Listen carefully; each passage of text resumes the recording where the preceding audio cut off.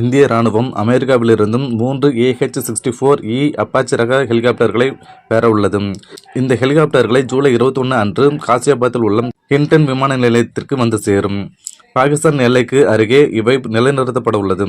இது ராணுவத்தின் தாக்குதல் திறனை மேம்படுத்தும்.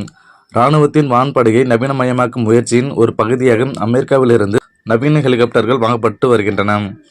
கடந்த 2015ஆம் ஆண்டும் 22 அப்பாச்சி ஹெலிகாப்டர்களை வாங்க அமெரிக்கா மற்றும் போயிங் நிறுவனத்துடன் இந்திய விமானப்படை ஒப்பந்தம் செய்திருந்தது. இந்த ஒப்பந்தத்தின் கீழ் விநியோகம் 2020ஆம் ஆண்டு முடிவடைந்தது. பின்னர் 2020ஆம் ஆண்டில் இந்திய ராணுவம் மேலும் 6 அப்பாச்சி ஹெலிகாப்டர்களை வாங்க $600 மில்லியன் மதிப்பிலான ஒப்பந்தத்தில் கையெழுத்திட்டது.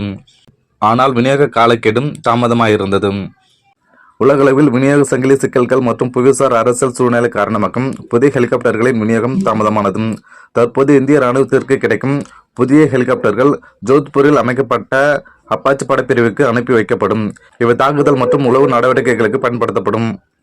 பாதுகாப்பு அமைச்சர் ராஜ்நாத் சிங் சமீபத்தில் அமெரிக்க பாதுகாப்பு செயலாளர் பீட் கெசட்டுடன் பேச்சுவார்த்தை நடத்தினார். அப்போது அப்பாச்சி ஹெலிகாப்டர்களின் விரைவான விநியோகத்தை வலியுறுத்தியிருந்தார். மேலும் எல்சே தேஜஸ் போர் விமானங்களுக்கான GE F404 என்ஜின்களின் அவசர தேவைகளையும் சுட்டிக்காட்டினார்.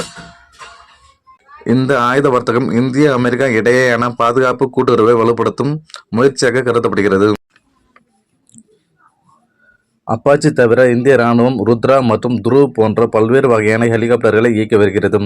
ருத்ரா, துருவ் ஆயுதம் தாங்கிய ஹெலிகாப்டர்களாகும். இது டாங்கிகள் எதிர்ப்பு மற்றும் நெருங்கிய வான்வழி தாக்குதலுக்கு பயன்படுத்தப்படுகிறது. சீடெக் மற்றும் சட்டக் போன்ற இலகு ரக ஹெலிகாப்டர்கள் மருத்துவ வெளியேற்றம் மற்றும் கண்காணிப்பு பணிகளுக்கு பயன்படுத்தப்படுகிறது. உள்நாட்டு தயாரிப்பிலும் கவனம் செலுத்தி வரும் இந்தியா LCH-ஐ உருவாக்கியுள்ளது. இது உயரமான இடங்களில் பயன்படுத்த வடிவமைக்கப்பட்டுள்ளது. மார்ச் 2025க்குள் 62,700 கோடி மதிப்பிலான ஒப்பந்தத்தின் கீழ் 156 LCH ஹெலிகாப்டர்கள் தயாரிக்கப்பட உள்ளது.